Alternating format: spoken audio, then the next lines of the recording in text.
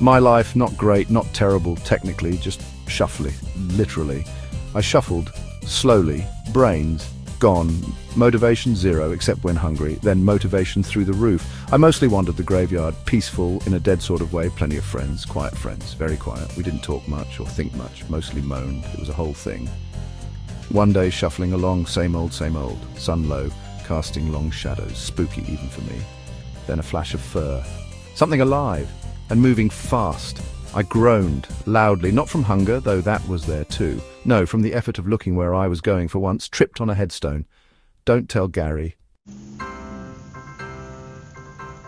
Turns out it was a dog.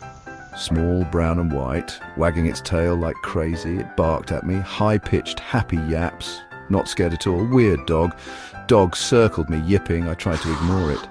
Hard to ignore something that energetic when you move at the speed of, well, me. It bounced closer, sniffing at my hand. Now, I like dogs. Liked, I mean. Back when liking things was an option, but this one was getting too close and drooly. Zombie rule number 1, avoid unnecessary drool situations, so I did what any reasonable, decaying person would do.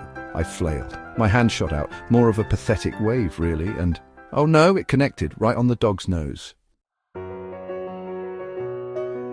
It wasn't a hard slap, more of a gentle push, really, but it sent the dog tumbling. It landed on its back, legs splayed out. For a second, everything was silent. Even the graveyard wind seemed to hold its breath. Then the dog did something unexpected.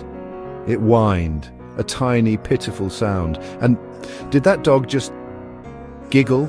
It rolled onto its feet, shook its head, and let out a bark that sounded suspiciously like laughter. I shuffled back, confused. Had I just made the dog laugh? Was that possible? My undead brain struggled to process this new information. The dog, meanwhile, seemed to think this was the best game ever. It barked again, wagging its whole body, and nudged my leg with its head.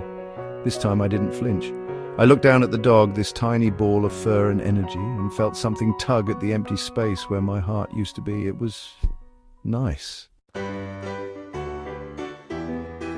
From that day on, the dog became my, well, I wasn't sure what to call it. Friend, sidekick, personal cheerleader. It followed me everywhere, barking at squirrels, chasing butterflies, and occasionally nudging me with its head for attention.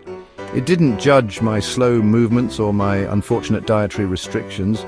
It didn't even seem to notice that I was dead. It just accepted me, drool and all. And slowly, very slowly, I felt myself changing. Not back to how I was before, not exactly, but different, maybe better, maybe a little bit alive after all.